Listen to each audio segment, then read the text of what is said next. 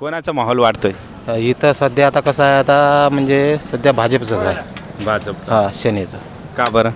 म्हणजे आता कसं आहे, आता सगळं कसं जातीवाद झालेलं आहे. सगळं जातीवरच आपापल्या याचे चालू आहे. जातीवर वोट दिलं नाही पाहिजे, कामावर दिलं पाहिजे. जो खरोखर काम करतंय त्यांना वोट दिलं पाहिजे. जातीवर हे गोष्ट खरी आहे, पण हे कसं आहे, आता हे तुम्ही म्हणता ते बरोबर आहे, पण लोक कसे आहे, कोणी म्हणते अरे हे नाही पाहिजे ते पाहिजे, हे नाही पाहिजे ते पाहिजे. त्याच्यामुळे बा आता कसं आहे, सर्व लोक म्हणते अरे ते आपली होय, ते देशमुख म्हणते ते आमचा होय, असं वाद चालू आहे आता अशा गोष्टी. हो, असं सुरू आहेत. पण शेतकऱ्यांचं कोण असणार? सर्व जर जातीवर गेले, शेतकरी पण कोण? शेतकऱ्यांचं कोणीच नाही. ते ते 4200 का 8400 भाव होत नाही सोयाबीनचे. ते त्याच्यावर कोणीच नाही बोलत. ते कोणतंही सरकार आलं तर ते शेतकऱ्यासाठी हिताचं नाहीच आहे. काँग्रेस असलं तरी नाही आणि तुमचं भाजप असलं तरी नाही. पण हे पार्टीवाले जातीचीच लढाई लावणार ना, बस. म्हणूनच तेच तर घेते. आता शेतकऱ्यांचं वाली कोण आहे? कोणीच नाही. कोण नाही बाबा, शेतकऱ्याचा वाली कोणीच नाही. हो, शेतकरी प्रत्येक जातीत आहेत. बंजारा, कुणबी, मराठा सर्वच जातीत आहेत. समाजात आहे, सर्व समाजात. मग जातीवर वोट करायचं, मग शेतकऱ्यांचं कोण पाहणार? हा, शेतकऱ्याच कोण नाही पाहत. शेतकऱ्याचं काँग्रेस आलं तरी पाहत नाही, भाजप आलं तरी पाहत नाही. ते 42 सोयाबीन आणलं, तुम्ही याचा विचार करा आता काय कास्ता करायचं. त्यासाठीच तुम्ही योग्य उमेदवाराला दिले पाहिजे, जातीवर वोट हे नाही. बरोबर. आता मी देईन योग्य उमेदवार, हे तुमचं म्हणणं बरोबर आहे, पण लोक ऐकत नाही ना. तू का मेळा का म्हणते का, आपल्या पाटला सोडून देतं म्हणते, दुसऱ्या मागं लागतं. देशमुखले मतदान करता का म्हणते, देशमुख म्हणते काय तू मेळा का म्हणते, आपल्या देशमुखले मारणं. हे असे आपल्यात आपले लावून देऊ राहिले लोक. आपल्याला काय वाटतंय, जातीवर वोट केलं पाहिजे? नाही, हे काम जर कोणी जर निवडून आलं, काम करावं त्यानं सर. म्हणजे कसं आहे, आता वाशिम यवतमाळ जिल्ह्यात आता भावना तयारी काय, कोणतं काम केलं, कोणतंच काम नाही केलं.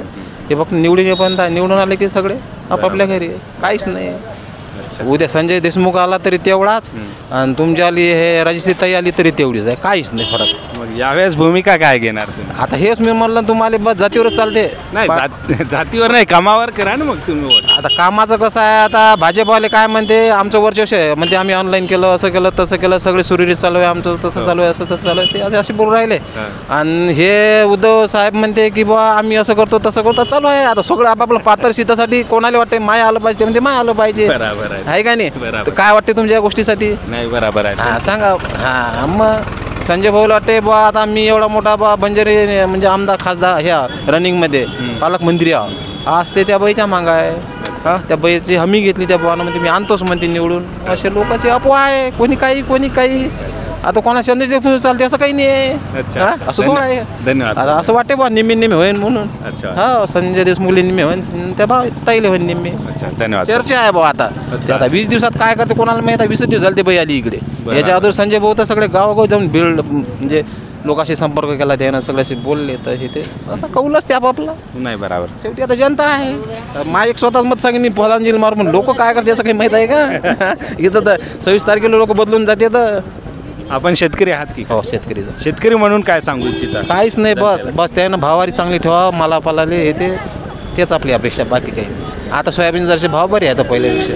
आता आपण विकलंय वाटते शेतकऱ्यांना. 50% वर गेले, मोठे कास्तकार राहिले बुवा आता दमदार. व्यापारी लोकांपाशी आहे. आता गरीबापाशी काय 2-4 एकरावाला ते पहिले जिंकून मोकळा झाला बिचारा. 4200 काय 3800 काय बोलले सोयाबीन.